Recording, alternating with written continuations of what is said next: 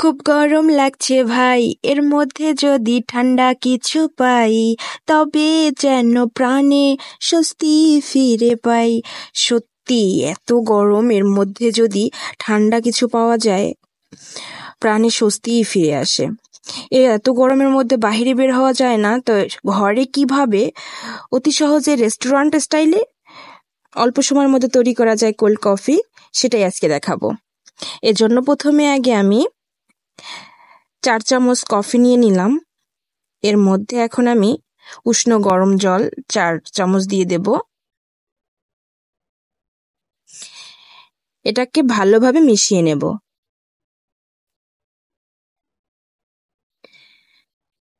মেশানো হয়ে গেল। এরপরে আমি এখানে দুধ নিয়ে নিলাম। এখন এর মধ্যে আমি চিনি অ্যাড করে দেব। আমি 4 চামচ কফি নিয়েছি, এজন্য আমি এখানে 4 চামচ চিনি অ্যাড করে দিলাম। এখন আমি এটাকে 1 মিনিটের মতো ব্লেন্ড করে নিব, যাতে চিনিটা ভালোভাবে গলে যায়। ব্লেন্ড করা হয়ে গেছে।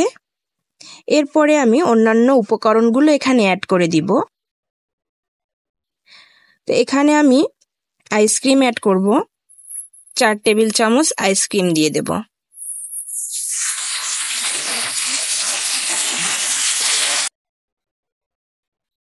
তারপরে দিয়ে দেব কিছু আইসের টুকরো দিয়ে দিলাম। এরপরে আমি এখানে চকলেট সিরাপটা দিয়ে দিলাম। এটা যদি আপনাদের হাতের কাছে না থাকে, তাহলে এমনি চকলেট আছে, সেটাকে গলিয়েও দেওয়া যায়। এখানে 4 টেবিল চামচ আমি দিয়ে দেব।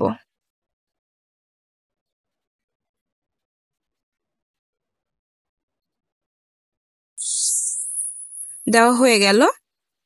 এরপরে যে আগের থেকে কফিটা গুলে রেখেছিলাম, সেটা এর মধ্যে দিয়ে দেব।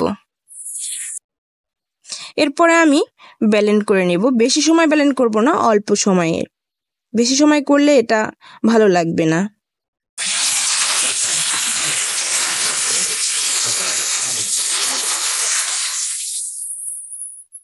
ব্লেন্ড করা হয়ে গেল আমার। দেখতেই পাচ্ছেন কত সুন্দর হয়ে গেছে। এরপরে আমি এটাকে এখন সুন্দরভাবে একটু, যেহেতু মনে হবে যে না আমি বাসায় না, আমি রেস্টুরেন্টে আছি, ওই ফিলটা পাওয়ার জন্য এটাকে সুন্দর করে একটু ডেকোরেশন করব।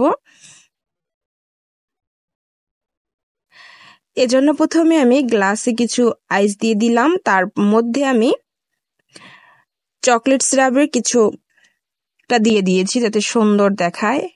এজন্য ডেকোরেশনটা আপনাদের যার যার মতো করতে পারেন, আমি আমার মতো করলাম।